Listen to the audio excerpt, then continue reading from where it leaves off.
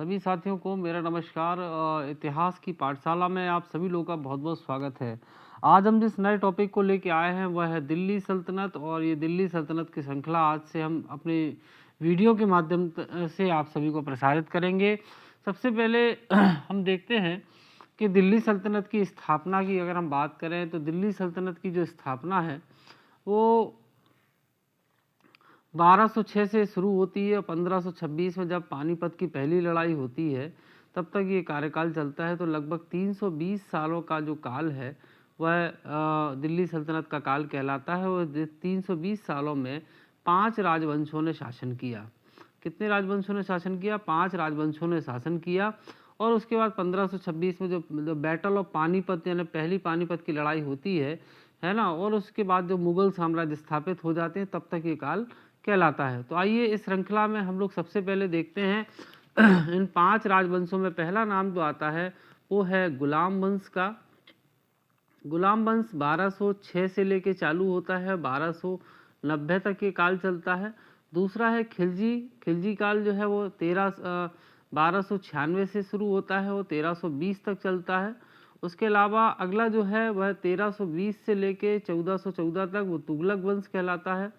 फिर 1414 से लेके 1451 तक जो वंश कहलाता है वो है सैयद वंश, और 1451 से लेके 1526 तक जो है वो लोधी वंश है। तो आज हम सबसे पहले गुलाम वंश की चर्चा करेंगे। गुलाम वंश में दिल्ली सल्तनत में ऐबक की चर्चा करेंगे, कुतुबुद्दीन ऐबक, जिसका कार्यकाल 1206 से लेके 1210 माना जाता है। तराइन की दूसरी लड़ाई में विजय के बाद मोहम्मद गौरी जब गजनी लौट गया तो उसने भारत का जो राजकाज था अपने विश्वस्त गुलाम जिसका नाम है कुतुबुद्दीन ऐबक उसको सौंप दिया था। भारत में तुर्की शासन की स्थापना 1206 में कुतुबुद्दीन ऐबक ने की थी, वह गुलाम वंश का था। और ये जो वंश है 1206 से लेके 1290 तक ये वंश चलता है, ठीक है ना। और इसको क्या कहते हैं? गुलाम वंश कहा जाता है। आगे देखते हैं गुलाम वंश को ममलूक वंश भी कहा जाता है। कौन सा वंश कहते हैं? ममलूक वंश भी कहा जाता है। और ममलूक शब्द का अर्थ होता है स्वतंत्र माता पिता से उत्पन्न हुए दास।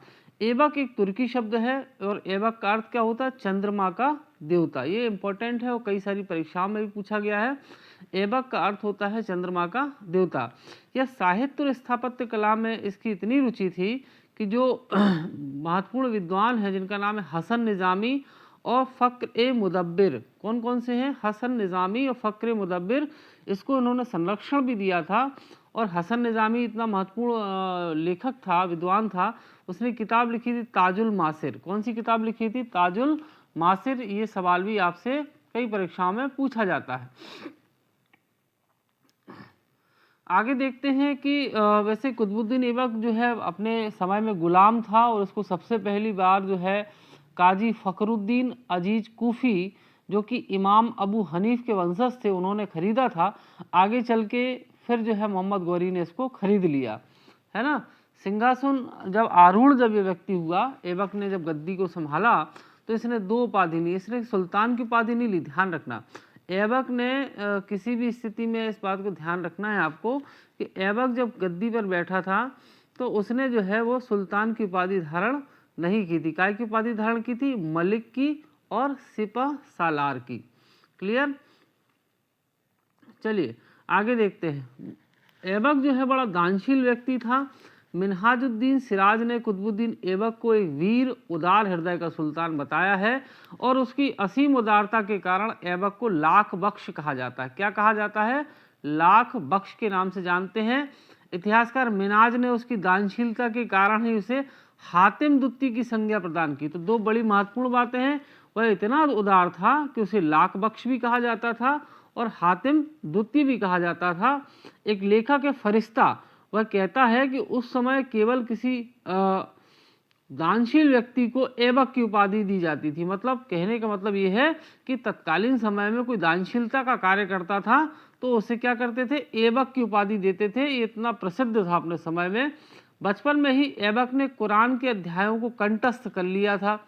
अत्यंत सुरीले स्वभाव में इसका उच्चारण करता था, इसलिए ऐबक को कुरान खा भी कहा जाता था, है ना। तो कितनी बातें आई हैं? लाख बख्श भी कहते थे, हातिम दुत्ती भी कहते थे और कुरान खा भी कहते थे, है ना। इसका हम देखें कि जब ये राजनीतिक रूप से इसकी कुछ है चीज़ें कि जब ये शासन का पद इसने धारण किया तो सिंहासन पर बैठने के समय ऐबक को मोहम्मद गौरी के अन्य उत्तराधिकारी जो जिसका नाम था गयासुद्दीन मोहम्मद, ताजुद्दीन यल्लोज और नासरुद्दीन कुबाचा, इनके विद्रोह का सामना करना पड़ा। किस किस का?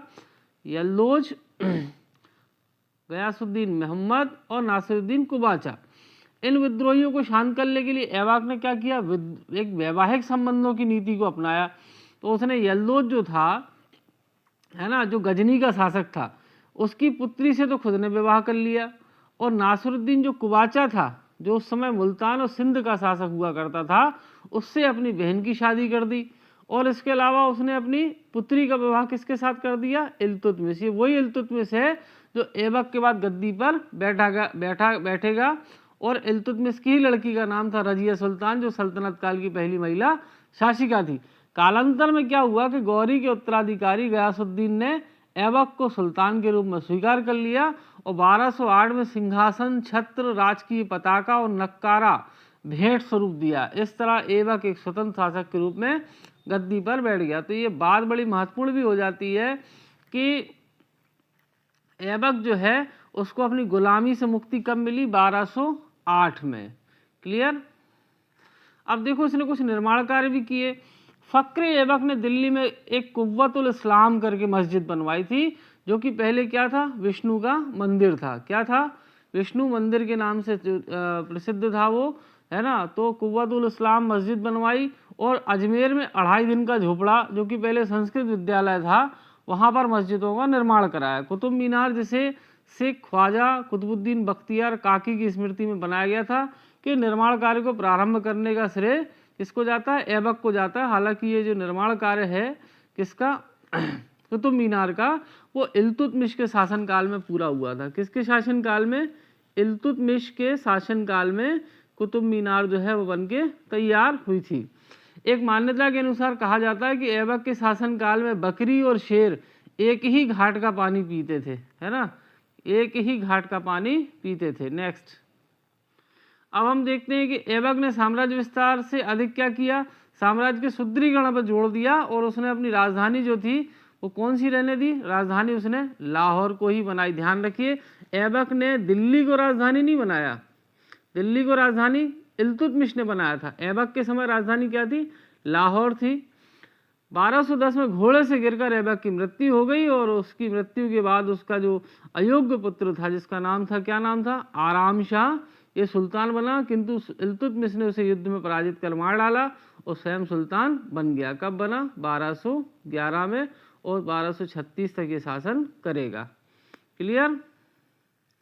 चलिए अब देखते हैं भाई, इसने कुव्वतुल इस्लाम बनवाया था, तो इसको हम थोड़ी सी चर्चा कर लेते हैं कि कुव्वतुल इस्लाम के बारे में। कि कुव्वतुल इस्लाम जो है वो 1192 में तराइन के युद्ध में पृथ्वीराज चौहान के हारने पर उसके किले राय पिथौरा पर इसने अधिकार कर वहाँ पर एक कुव्वतुल इस्लाम करके मस्जिद बनवाई थी।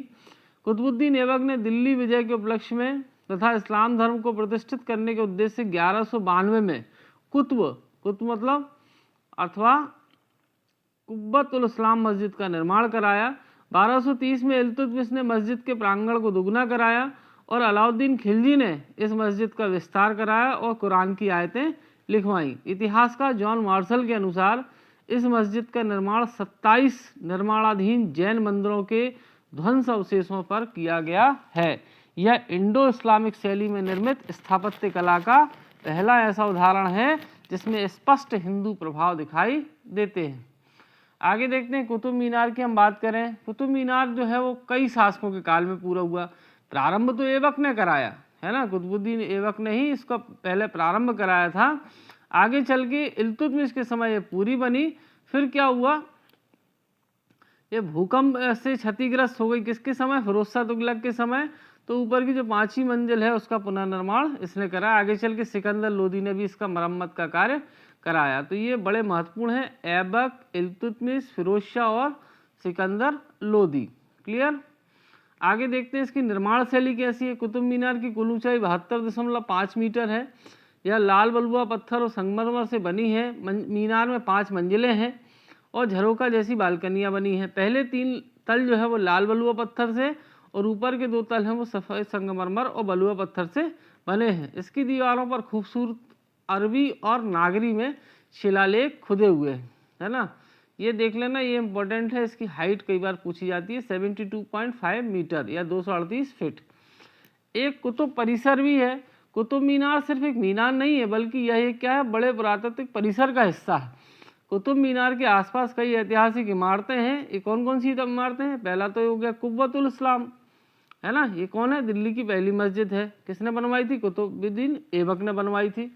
दूसरा है अलाई मीनार, है ना, ये अलाउद्दीन खिलजी की अधूरी मीनार है। नंबर दूसरा है लोह स्तंभ है, गुप्त काल का जो 1600 साल पुराना लोह स्तंभ है वो भी इसी परिसर में है। और इसके अलावा कई मकबरे और स्थापत्य जी जो है यहाँ पे मौजूद हैं, जिनमें इल्तुतमिश का मकबरा भी शामिल है। एक और बड़ी महत्वपूर्ण बात है अढ़ाई दिन का झोपड़ा। एक प्राचीन वैष्णव हिंदू मंदिर है जिसका निर्माण 1153 के दौरान हुआ था और बाद में ऐबक द्वारा 1193 में इसे मस्जिद के रूप में परिवर्तित कर दिया। अब अढ़ाई दिन का झोपड़ा कहाँ पे है? तो अढ़ाई दिन का झोपड़ा जो है वो अजमेर में स्थित है। हेरात के अबू बकर, क्या नाम है? हेरात के अबू बकर जो है एक फारसी वास्तुकार हैं। उन्होंने अढ़ाई दिन के झोपड़े को 2.5 दिनों में बनवाया था, ऐसी एक मान्यता प्रचलित है। मूल स्वरूप की बात की जाए तो अढ़ाई दिन का झोपड़ा चौहान राजा विग्रहराज चतुर्थ द्वारा निर्मित संस्कृत विद्यालय या मंदिर था, है ना। आशा है आपको ये वीडियो मेरा अच्छा लगा होगा।